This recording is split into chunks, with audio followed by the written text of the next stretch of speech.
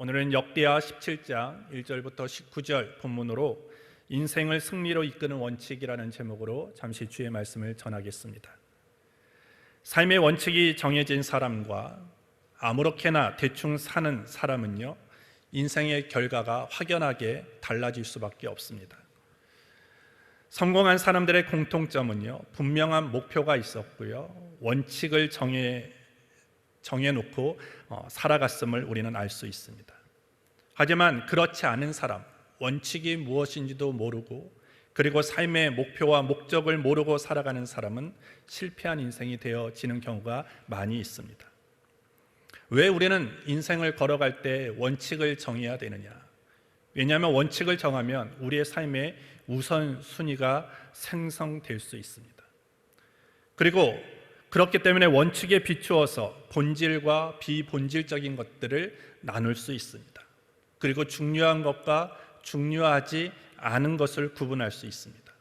내가 인생을 붙잡고 살아가야 될 것이 무엇인지, 아니면 이 시간 내가 내려놓아도 될 것이 무엇인지를 판단할 수 있습니다. 그렇기 때문에 이 원칙이라는 것은요, 삶의 과정에서 매우 위대한 그런 힘이라고 얘기할 수 있습니다. 삶의 원칙이 대단한 말 같지만 쉽게 얘기하면 그냥 매뉴얼입니다. 우리가 어떤 회사나 식당을 경영할 때도요, 매뉴얼이 다 있습니다. 그 매뉴얼을 만드는 이유는 서비스의 질을 일정한 수준으로 유지시키고 그리고 더 향상시키기 위한 기본이기 때문입니다. 사람이 바뀌어도, 어떤 경영자가 바뀌어도 그 매뉴얼만 있으면 모든 것들을 쉽게 적응하고 그리고 모든 것들을 실행할 수 있기 때문입니다. 특별히 사회가 복잡하고 그리고 기준이 모호해질수록 우리에게 가장 필요한 것은 매뉴얼입니다. 그리고 우리의 인생과 우리의 삶의 원칙인 것입니다. 원칙은 수없이 많은 어려움 속에서 우리 모두를 보호할 수 있죠. 보호막이 될 수 있고요, 방탄복이 될 수 있습니다. 특별히 이 시대 기준이 모호해집니다. 본질과 비본질이 무엇인지, 뭐가 선이고 악인지가 구분할 수 없을 정도로 이렇게 혼탁한 이 시대 속에서 우리가 분명한 원칙을 가지고 살고 분명한 기준을 가지고 산다라고 한다면 우리는 분명히 그 원칙과 기준이 우리를 보호해 줄 수 있는 것입니다. 역대하 17장부터 20장까지는요, 여호사밧이라는 남유다 왕의 통치에 관해서 언급하고 있습니다. 오늘 본문에 나타나는 여호사밧, 이 삶을 통해서 우리는 어떻게 하면 우리의 인생을 승리로 이끌어 갈 수 있을까? 승리로 이끌기 위한 원칙이 무엇이어야 하는지를 우리는 발견할 수 있습니다. 오늘 본문을 통해서 오늘 하나님이 우리에게 요구하시는 인생을 승리로 이끄는 원칙을 우리가 잘 알고 그것을 삶 속에서 적용하고 행동함으로 말미암아 날마다 주님 안에서 승리하는 저와 여러분들이 되기를 주의 이름으로 축복합니다. 첫 번째 원칙은 무엇이어야 하느냐? 우리는 하나님 앞에서 시작도 좋고 끝도 좋은 믿음의 삶을 살기로 결단해야 됩니다. 그리고 그것을 원칙으로 삼아야 합니다. 오늘 본문 1절부터 4절을 보십시오. 아사의 아들 여호사밧이 대신하여 왕이 되어 스스로 강하게 하여 이스라엘을 방비하되 유다 모든 견고한 성읍에 군대를 주둔하고 또 유다 땅과 그 아비 아사의 취한 바 에브라임 성읍들의 영문을 두었더라. 여호와께서 여호사밧과 함께 하셨으니 이는 저가 그 조상 다윗의 처음 길로 행하여 바알들에게 구하지 아니하고 오직 그 부친의 하나님께 구하며 그 계명을 행하고 이스라엘의 행위를 쫓지 아니하였음이니라. 이렇게 말씀합니다. 여호사밧은 유다 왕 아사의 아들로 그 아사의 왕을 이어서 유다 제4대 왕으로 즉위했습니다. 그리고 오늘 본문에 보시면 그 여호사밧 왕은 처음 조상 다윗의 처음 길로 행하였다라고 오늘 기록하고 있습니다. 다윗의 길이 무엇입니까? 오늘 우리가 여러분들의 성경을 잘 읽어보면요, 성경에 수많은 왕들이 나타나는데 그 왕을 평가하는 기준이 뭐였냐면 다윗의 길로 행하였느냐 아니면 다윗의 길로 행하지 아니하였느냐라고 그것을 기준으로 삼아서 좋은 왕이냐 선한 왕이냐 악한 왕이냐 이것을 구분지었다라는 것입니다. 왜 다윗이 왕을 평가하는 기준이 되었느냐? 다윗은요, 세상의 상식과 조류가 아니라 늘 하나님의 명령을 기준으로 삼고 하나님의 면전에서 사는 의로운 그런 삶을 살아왔던 왕이었기 때문입니다. 그래서 여호사밧은 우상 숭배를 금지하고 오직 유일하신 하나님만을 섬겼고, 그리고 이스라엘 백성도 유다 백성도 그렇게 하도록 지도했던 왕이었습니다. 여호사밧이 어떻게 그럴 수 있었는가? 한마디로 여호사밧은 그 영적인 감각을 가지고 있었던 왕이에요. 영적인 눈치가 아주 빨랐던 왕이었기 때문에 그와 같이 할 수 있었습니다. 여러분들 사회생활을 하시다 보면요, 인간관계도 마찬가지고 사회생활을 하다 보면 꼭 필요한 소금과 같은 그런 것이 있어요. 그것이 뭐냐면 눈치입니다. 눈치가 없으면 관계를 불편하게 만들지요. 그리고 눈치가 없으면 공동체를 어렵게 만드는 경우도 종종 일어납니다. 우리 집에는 세 아이가 있어요. 세 아이가 있는데 셋 중에 누구 하나가 딱 잘못을 해요. 그래서 제가 누구 하나를 잘못을 막 이렇게 혼내면 나머지 두 아이가 어디론가 사라져 버립니다. 그리고 막 혼낸 다음에 시간이 한참 지나도 아이들이 나오지를 않는 거예요. 그래서 이 아이들이 뭘 하나 해서 방문들을 이렇게 열어보면요, 공부를 하고 있어요. 그리고 방 청소를 하고 있습니다. 평소에 그렇게 공부하라고 해도 안 하는 아이가, 그렇게 방 좀 깨끗하게 사용하라고 그렇게 잔소리를 해도 하지 않는 아이들이요, 그냥 말하지 않아도 공부하고 있고요, 말하지 않아도 자기 방을 깨끗하게 청소를 하고 있습니다. 왜냐하면 눈치가 있기 때문이죠. 지금 엄마, 아빠가 화가 머리끝까지 나 있는데 자신들이 평소와 같이 생활하다가는 자신들도 덩달아 혼날 것 같은 거예요. 그러니까 말하지 않아도 그냥 알아서 공부하고 알아서 자기 일들을 하는 그런 모습을 보면 이것이 눈치고 이것이 사회성이구나라는 것을 느껴집니다. 오늘 우리가 인간관계 속에서도 이런 것들이 필요해요. 사회성을 원만하게 하기 위해서 어느 정도의 눈치는 가지고 있어야 돼요. 오늘 하나님과의 관계에도 마찬가지입니다. 하나님과의 관계가 건강하게 유지되기 위해서는요, 우리가 그 하나님과의 관계 속에서도 영적인 눈치를 가지고 있어야 돼요. 영적인 감각을 가지고 있어야 됩니다. 성경에 나오는 많은 위인들 그리고 사건들을 보면서 어떻게 해야지 하나님의 마음을 기쁘시게 할까? 어떻게 하면 하나님의 싫어하실까? 이런 것들을 우리가 성경을 보면서 말씀을 들으면서 하나하나 찾아내고 깨닫는 것이 결국은 영적인 눈치라는 거예요. 우리가 성경을 읽어도 하나님의 말씀을 들어도 전혀 그런 것들을 생각하지 아니하고 우리가 신앙생활을 한다면 눈치가 전혀 없는 사람이 될 수밖에 없습니다.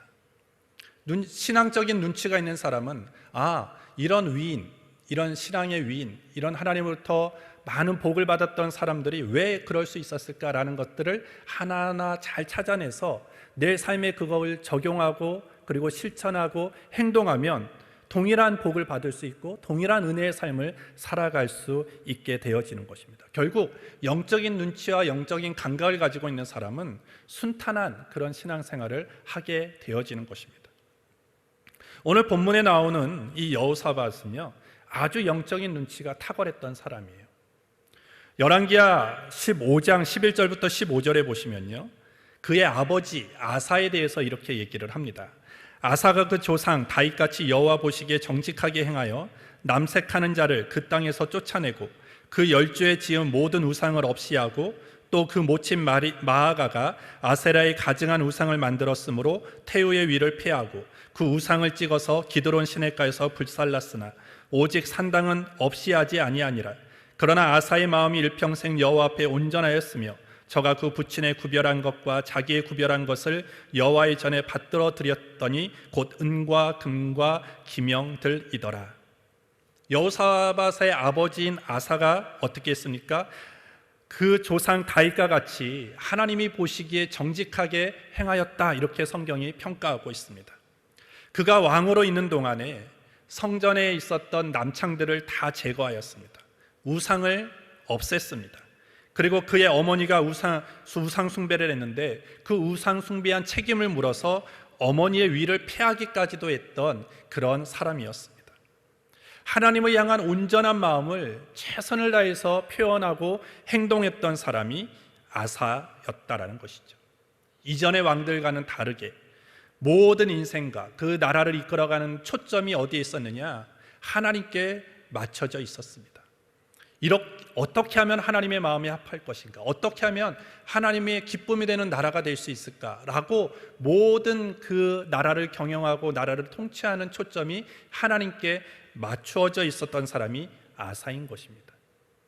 이와 같이 하나님이 기뻐하시는 그런 일을 했던 아사는요, 하나님께서 그가 통치하는 그 모든 기간 속에서 35년 동안의 평안을 허락하셨습니다. 근데 문제는 그 하나님을 향한 순전하고 성실했던 신앙과 마음이 꾸준하지 않았다라는 것입니다. 어느 순간에 이 아사의 마음 가운데 하나님을 신뢰하고 하나님을 의지하고자 했던 마음이 조금씩 사라져 버립니다. 구스와 전쟁할 때는 전혀 군사력으로 비교할 수 없을 정도로 구스의 병력이 많고 그리고 병거도 있었던 구스와의 전쟁에서 아무것도 없이 그 구스와의 전쟁을 나아갑니다. 인간적인 눈으로 봐서는 100번 싸워봐야 100번 질 수밖에 없는 싸움이었지만 이 아사왕은요, 하나님을 철저하게 신뢰하고 믿음으로 나아갔을 때 하나님이 그 구스와의 전쟁에서 승리를 가져다 줍니다. 그런데 문제는 뭐냐 하면 역대하 16장에 보시면요, 그와 같은 하나님의 은혜와 은총을 경험했던 아사가 조금씩 신앙의 타락을 우리에게 보여줍니다. 북이스라엘이 유다를 치러 올라왔을 때 여전히 하나님을 의지하고 하나님을 신뢰하면 됐을 텐데 아사 왕은 그러지 않았습니다. 아람 왕에게 도움을 요청하죠. 그리고 조공을 바쳐요. 그리고 우리를 위해서 도와달라고 얘기를 합니다. 그러했을 때 하나님께서 선지자를 보내서 책망을 하시죠.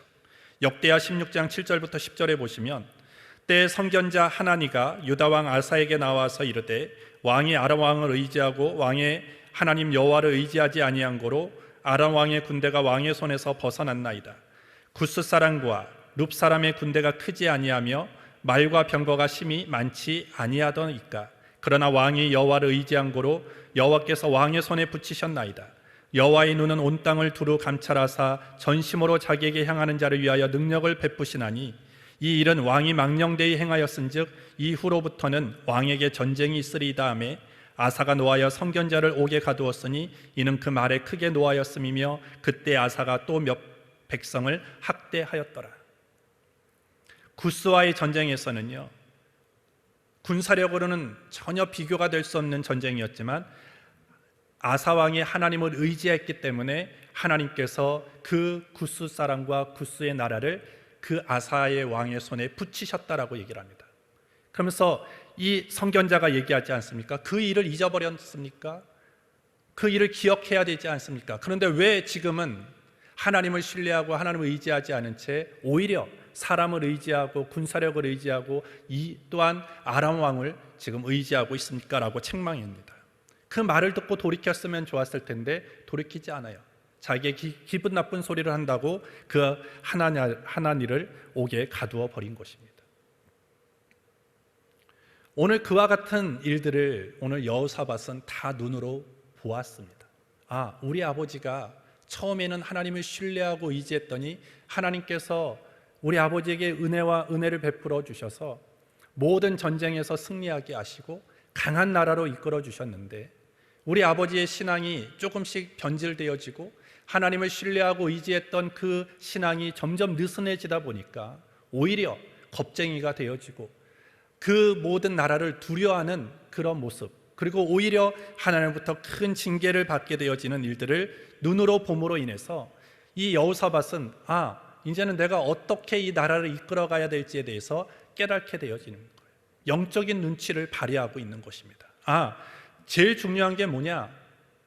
여전히 어떠한 상황 속에서나 하나님을 의지하고 신뢰하는 그 신앙과 믿음이 흔들려서는 안 되겠구나라는 것입니다. 아사는요 41년을 통치를 했습니다. 그런데 하나님을 경외하고 하나님을 철저하게 신뢰했던 35년은 그 나라가 평탄했습니다. 하지만 그 신앙이 약해지고 하나님을 의지하기보다는 다른 나라를 의지하고 군사력을 의지하고 다른 사람의 힘을 의지하며 나아갔을 때 그 나머지 6년은 하나님의 징계 가운데 있게 되었습니다. 이 사실을 통해서 여호사밧은 가장 중요한 것을 알게 되어집니다. 신앙은 항상 일편단심이어야 되겠구나. 처음에 좋다고 해서 방심하면 안 되겠구나.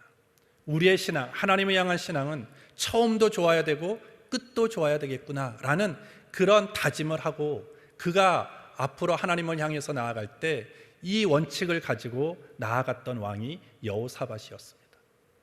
오늘 우리는 끝이 안 좋은 사람을 종종 보게 되어지죠. 사울이 그랬어요. 그리고 삼손이 그랬습니다. 아나니아와 삽비라 같은 사람도 끝이 좋지 않았습니다. 그래서 우리는 종종 끝이 좋아야 한다, 끝이 좋아야 진짜 좋은 것이다 라고 얘기를 합니다. 반대로 처음은 좋지 않았지만 나중에 좋은 사람이 있어요. 하지만 끝이 안 좋은 사람보다는 낫지만 이 또한 바람직한 것이 아니게 되어지는 거예요. 처음은 나쁘고 끝은 좋고, 아니면 처음은 나쁜데 끝은 좋고, 끝이 좋은 게 더 좋겠지만 둘 다 좋은 건 아니에요. 가장 좋은 건 무엇입니까? 처음도 좋고 끝도 좋은 것입니다. 하나님 앞에서 우리의 신앙도 마찬가지예요. 처음도 좋고 끝도 좋은 그런 일편단심의 신앙, 초지일관되어지는 그런 신앙으로 주님 앞에 나아가야 되는 것입니다. 여러분들, 우리가 인생을 살다 보면 늘 굴곡이 있기 마련입니다. 좋을 때가 있고 나쁠 때가 있고요, 위로 올라갈 때도 있고 한없이 추락할 때가 있습니다. 특별히 우리의 믿음을 더 강하게 가져야 할 때가 언제냐면 위기가 올 때라는 거예요. 위기가 올 때 우리는 그 믿음이 흔들리지 않아야 되는 것입니다. 우리가 올라갈 때나 내려갈 때나 좋을 때나 나쁠 때나 늘 하나님을 향한 일편단심의 신앙, 그 하나님을 향한 믿음과 순종을 절대 바꾸지 않는 그런 삶이 되어질 때 우리는 우리의 인생을 승리함으로 걸어갈 수 있게 되어지는 것입니다. 오늘 아사의 삶도 그리고 여호사밧의 삶도 그것을 우리에게 가르쳐 주는 것입니다. 오늘 이 자리에 모이는 저와 여러분들이 변함없는 신앙의 성숙을 이루어가기를 예수님 이름으로 축복합니다. 문제와 환경으로 인해서 우리의 믿음이 요동치고 흔들리는 것이 아니라 시작도 좋고 끝도 좋은 신앙을 향하여 그것을 원칙으로 삼고 나아가는 저와 여러분들이 되기를 주의 이름으로 축복합니다. 두 번째 원칙은 무엇이냐? 끝까지 주님의 길에서 벗어나지 않기 위해서 우리는 말씀을 가까이 하겠다라는 다짐과 원칙을 세워야 합니다. 오늘 본문 7절부터 9절에 보시면 저가 위에 있은 지 3년에 그 방백 베나일과 오바댜와 스가랴와 느다넬과 미가야를 보내어 유다 여러 성읍에 가서 가르치게 하고 또 저희와 함께 레위 사람 스마야와 느다냐와 스바랴와 아사일과 스미라목과 여호나단과 아도니아와 도비야와 도바도니아 등 레위 사람을 보내고 또 저희와 함께 제사장 엘리사마와 여호람을 보내었더니 저희가 여호와의 율법책을 가지고 유다에게 가르치되 그 모든 성읍으로 순행하며 인민을 가르쳤더라. 역대기에 많은 왕들이 등장하지만 이 여호사밧처럼 하나님의 말씀을 온 나라에 적극적으로 가르치려고 노력했던 사람은 드뭅니다. 오늘 그만큼 여호사밧은요, 국가를 세우는 데 있어서 가장 중요한 토대, 가장 중요한 원리를 무엇으로 삼고자 했냐면 하나님의 말씀으로 삼고자 했습니다. 이미 지금 여호사밧은 왕이 되어서 그 나라 가운데 있는 모든 우상들을 지금 다 제거했습니다. 아세라 목상을 제거했습니다. 다산의 신 아세라를, 그 풍요를 빌던 그 우상들을요 다 제거했어요. 그러면 됐지 않습니까? 라고 얘기를 했는데 여호사밧이 봤을 때 문제가 있었던 것이 있어요. 그것이 뭐냐면 눈에 보이는 우상은 사라져 버렸어요. 그들이 그렇게 앞에 가서 형상을 만들어 놓고 그리고 그들을 섬겼던 그런 아세라 목상들은 다 제거했지만 없어지지 않은 게 있어요. 그것이 뭐냐면 우상을 숭배했던 그런 마음, 그런 습관들이 사라지지 않았다라는 거예요. 눈에 보여지는 것이 사라졌다고 해서 사람 안에 있는 내면의 습관까지 사라지지는 않았다라는 것입니다. 그래서 여호사밧은 이것을 무엇으로 치유할 수 있느냐, 이것을 무엇으로 고칠 수 있느냐라고 했을 때 하나님의 말씀밖에 없다는 것을 알게 되어집니다. 그래서 온 나라에 레위 사람을 보내고 그리고 제사장들을 보내서 하나님의 율법을 가르치도록 명령할 수밖에 없었다는 것입니다. 결국 그 하나님의 말씀이 선포되어지고 모든 민족 가운데, 모든 백성 가운데 하나님의 율법이 가르쳐지고 선포되었을 때 그들의 내면이 치유되어지고 내면이 바르게 정립되어지는 일이 일어나게 된 것입니다. 그래서 여호사밧은요, 모든 개혁의 근거가 어디 있느냐? 하나님의 말씀입니다. 하나님의 말씀이 무엇보다도 모든 백성에게 가르쳐지고 그들이 마음 가운데 하나님의 말씀이 들어갈 때 그들의 잘못된 생각들, 잘못된 가치관들, 잘못된 삶의 방식들이 고쳐질 수 있다는 것을 확신했기에 그 하나님의 말씀을 가르치라고 명령한 것입니다. 여러분들, 혼돈 속에 있는 우리의 삶을 질서 있게 만들 수 있는 것이 무엇입니까? 하나님의 말씀이에요. 여러분들, 창세기에 보시면 이 세상이 혼돈 가운데 있습니다. 무질서한 가운데 있을 때 그 혼돈 가운데 있는 이 세상을 질서 있게 만들었던 것이 무엇입니까? 하나님의 말씀이에요. 하나님의 말씀이 선포되어질 때 이 혼돈의 세상이 질서 있는 세상으로 바뀌게 되어지는 것입니다. 오늘 우리의 삶도 마찬가지예요. 우리가 인생의 길을 걸어갈 때 수많은 유혹이 우리에게 다가옵니다. 시험이 다가옵니다. 그러할 때 우리가 그 유혹과 시험을 잘 분별해서 끝까지 바른 길을 걸어갈 수 있는 그런 방법은 무엇이냐? 비결은 무엇이냐? 그것이 하나님의 말씀이 우리의 삶의 기준이 되어질 때 우리는 곁길로 나아가지 않게 되어지는 거예요. 오늘 왜 많은 하나님의 자녀들이 이 신앙의 길을 걸어가면서도 자꾸 세상에 빠지고 세상의 유혹에 넘어집니까? 그것은 말씀 위의 것에 눈을 빼앗기기 때문이에요. 시선을 빼앗기고 하나님의 말씀이 아닌 것에 더 우리의 귀를 귀 기울여서 귀담아 듣기 때문이에요. 하나님 말씀 위의 것에 따라 살기 때문에 우리는 자꾸 믿음의 길을 벗어나게 되어지는 것입니다. 우리는 다시 하나님의 길로 되돌아가려면, 그리고 하나님의 길에서 벗어나지 않기 위해서 그 방법은 하나밖에 없어요. 그것은 뭡니까? 하나님의 말씀에 사로잡혀야 된다는 거예요. 그래서 여러분들이 날마다 성경을 부지런히 읽어야 됩니다. 그리고 성경을 부지런히 묵상해야 됩니다. 그리고 성경을 읽을 때마다 여러분들을 어떻게 기도해야 됩니까? 하나님, 내가 내 지성을 가지고 성경을 읽는 것이 아니라 성경이 내 마음 가운데 내 생각을 주장하여 주셔서 내 안에 내주하셔서 내가 이 말씀 한 구절을 읽을 때마다 강력하게 역사하셔서 하나님의 말씀을 정확하게 깨달을 수 있게 달라고 기도하면서 하나님의 말씀을 읽고 묵상해야 될 줄 믿습니다.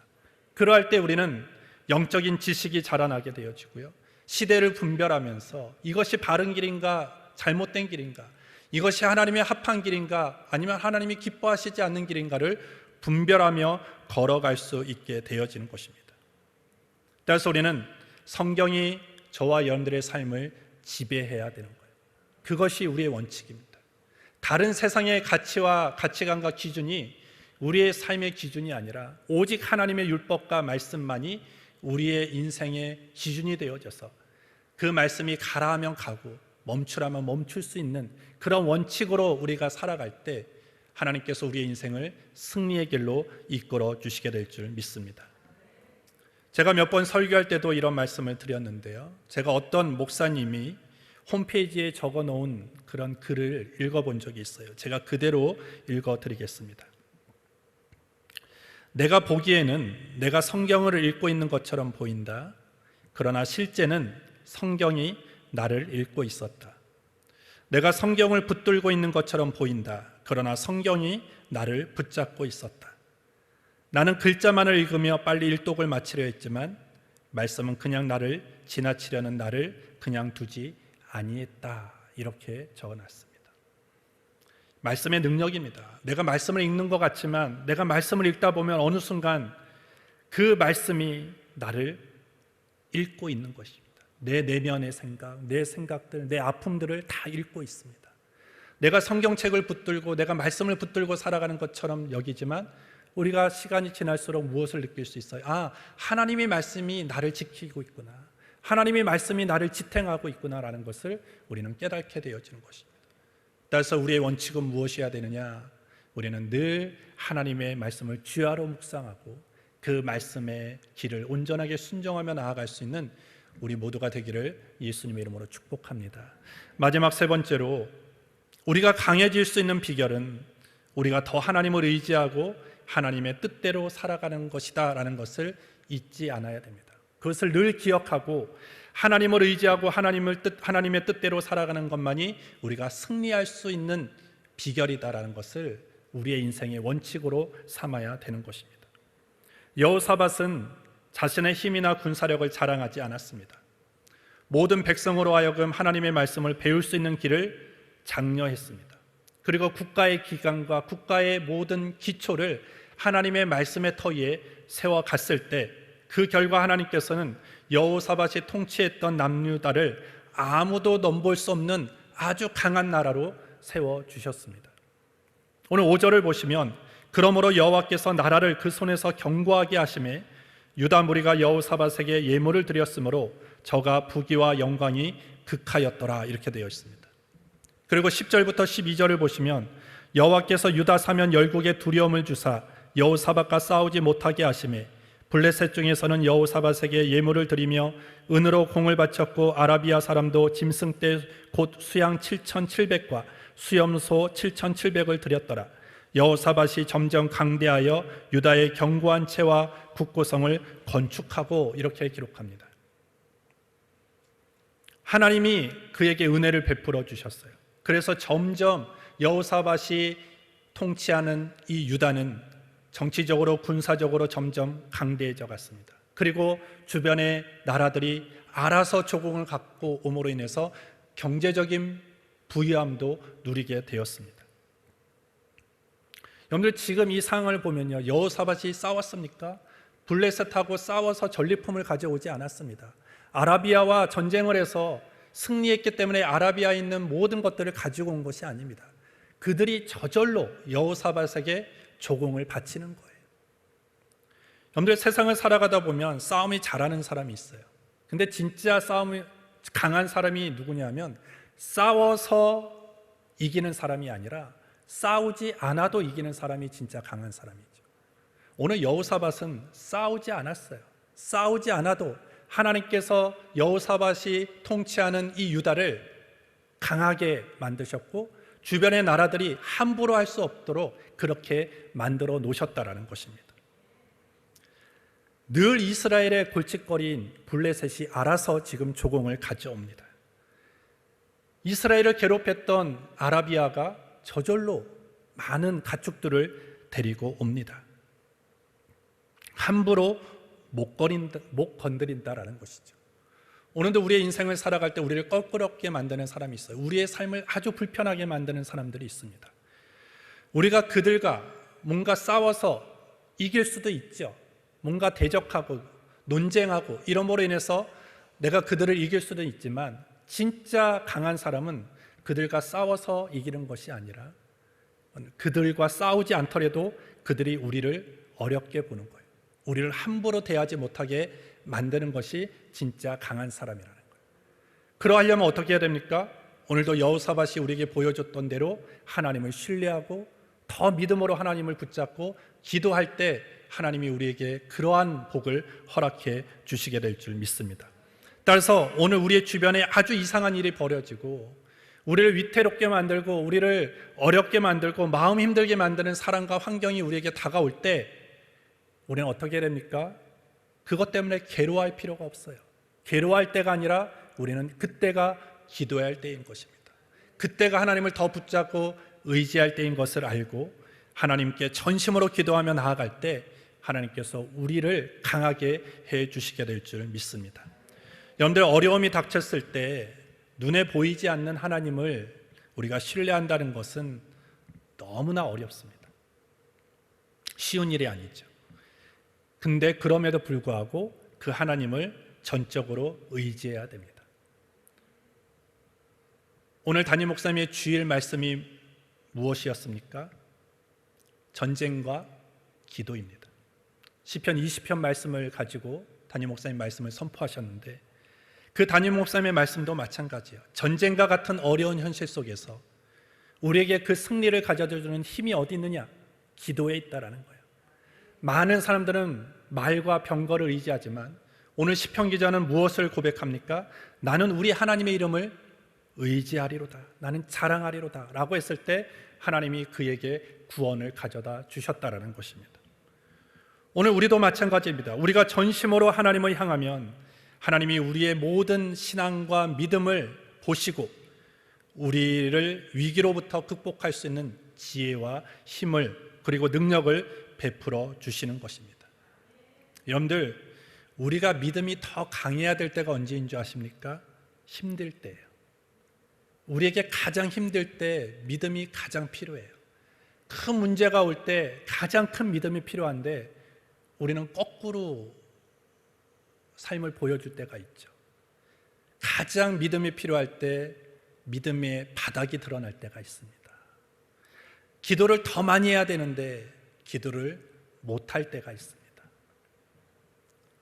오늘 이러한 사람들에 대해서 하나님께서는 예레미야 선지자를 통해서 이와 같이 말씀을 하셨습니다. 예레미야 17장에 보시면 나 여호와가 이같이 말하노라. 무릇 사람을 믿으며 혈육으로 그 권력을 삼고 마음이 여호와에게서 떠난 그 사람은 저주를 받을 것이라. 그는 사막의 떨기나무 같아서 좋은 일에 오는 것을 보지 못하고 광야 간조한 곳 건건한 땅 사람이 거하지 않는 땅에 거하리라. 그러나 무릇 여호와를 의지하며 여호와를 의뢰하는 그 사람은 복을 받을 것이라. 그는 물가에 심긴 나무가 그 뿌리를 강변에 뻗치고 더위가 올지라도 두려워 아니하며 그 잎이 청청하며 가무는 해에도 걱정이 없고 결실이 그치지 아니함 같으리라. 하나님을 의뢰하고 하나님을 신뢰하는 자에게 하나님이 주시는 복이 무엇이냐? 물가에 심기한 나무 같은 복이라는 거예요. 물가에 심기한 나무는 강한 나무입니다. 왜? 오늘 성경이 얘기하고 있듯이 더위가 올지라도 두려워하지 않습니다. 가뭄이 오더라도 겁내지 않습니다. 여러분들, 나무가 가장 두려워하는 것이 무엇이겠습니까? 가뭄이죠. 더위이죠. 하지만 그 모든 나무가 두려워하는 가뭄이 오고 더위가 올지라도 물가에 심긴 나무는 절대 두려워하지 않는다라고 오늘 말씀하고 있어요. 오늘 하나님을 신뢰하는 자에게 주시는 복이 이와 같다라는 것입니다. 결국 우리의 앞날도 마찬가지입니다. 우리가 날마다 승리, 우리의 인생을 승리로 나아가기 위해서는 우리의 힘과 지혜가 아니라 모든 것이 하나님께 달려 있음을 우리는 믿어야 합니다. 그래서 우리는 지식과 재능을 키우기보다 우리가 해야 하는 일은 무엇입니까? 물질과 우리의 인맥을 넓혀가는 것보다 우리는 더 하나님께 집중해야 되고요, 하나님을 더 신뢰해야 되고요, 하나님을 더 붙잡을 수 있는 그런 믿음을 키워가는 저와 여러분들이 되기를 주의 이름으로 축복합니다. 그것이 우리가 강해질 수 있는 비결이고 우리가 승리할 수 있는 비결인 것입니다. 여러분들, 삶의 원칙은 참으로 중요합니다. 삶의 원칙을 무엇으로 삼느냐가 우리의 인생의 모습을 달라지게 만들 수 있습니다. 가장 복된 삶, 우리에게 주어진 인생을 날마다 승리하는 길로 살아가기를 원한다면 그 원칙을 우리는 어디에서 찾아야 되느냐? 하나님의 말씀에서 찾아야 돼요. 여러분들, 서점에 가보면요, 행복해지는 방법, 인생을 승리하는 방법, 성공하는 방법, 이런 책들이 무수하게 많습니다. 하지만 그런 책에서 우리에게 도전이 되어지는 많은 이야기들이 있지만 진리는 아닙니다. 정말 우리의 인생을 승리로 이끌어가는 중요한 원칙은 하나님의 말씀에 있는 거예요. 오늘 여호사밧이 우리에게 가르쳐 주는 이 원칙을 우리의 삶에도 적용하고 행동하여서 이 자리에 모이는 저와 여러분들이, 사람들은 세상 살기 힘들어, 문제가 너무 많아, 희망이 없어 라고 얘기하는 이 세상 속에서도 하나님이 주시는 은혜와 능력 속에서 늘 승리를 맛보며 걸어갈 수 있게 되기를 예수님의 이름으로 축복합니다. 여러분들, 지금 우리는 원칙을 알았어요. 이제는 원칙대로 살아야지 라고 우리는 결정을 합니다. 결단과 결정만 한다고 해서 그 일은 이루어지지 않습니다. 가장 중요한 것은 행동해야 되는 거예요. 행동은 너무나 어렵습니다. 왜냐하면 늘 하나님의 뜻과 세상의 방식이 충돌하기 때문이에요. 충돌하다 보면 우리는 믿음의 원칙을 붙잡아야 된다는 걸 알면서도 오히려 세상의 원칙과 세상의 방식을 쫓아 살아가는 모습들이 우리 안에 더 많다는 것을 인정할 수밖에 없어요. 눈에 보이는 숫자들, 눈에 보이는 어떤 안목들, 상황과 환경들이 우리가 믿음을 선택하고 믿음으로 걸어가는 것을 방해할 때가 많다는 것입니다. 그러할 때 우리는 어떻게 해야 됩니까? 힘을 내야 되는 거예요. 행동하기로 결단해야 돼요. 결단했고 하지만 또 실패했다면 다시 결단하고 또 도전하는 것입니다. 도전했는데 또 실패했다, 또 재도전하는 것입니다. 그러다 보면 우리의 행동이 습관이 되어져요. 그 습관이 쌓이다 보면 우리의 삶의 방식들을 다르게 만들어 놓을 수 있는 것입니다. 그래서 오늘 우리는 하나님 앞에서 시작도 좋고 끝도 좋은 믿음의 삶을 살아가기로 첫 번째 원칙으로 삼고, 그 다음에 주님의 길을 벗어나지 않기 위해서 나는 날마다 하나님의 말씀을 가까이 하겠다라는 원칙을 삼고, 그리고 내가 강해질 수 있는 비결은 내가 인맥과 어떤 학력과 여러 가지 경제력들을 쌓아가는 것이 아니라 하나님을 더 의지하고 하나님의 뜻대로 살아가는 것이 강하게 되어지는 비결이라는 것을 원칙으로 삼고, 이렇게 행동하며 이 한 주간을 걸어갈 때 하나님께서 여러분들의 인생을 승리로 이끌어 주시게 될 줄 믿습니다. 하나님 아버지 감사합니다. 오늘 이 자리로 우리를 불러주셔서 주를 예비할 수 있도록 인도해 주심을 감사합니다. 하나님이 우리에게 알려주신 그 인생을 승리로 이끌어가는 이 원칙을 우리가 분명하게 알았사오니 이제는 적용하고 실천하고 행동하여 날마다 승리를 맛보는 우리 모두가 되게 하여 주옵소서. 예수님의 이름으로 기도합니다. 아멘.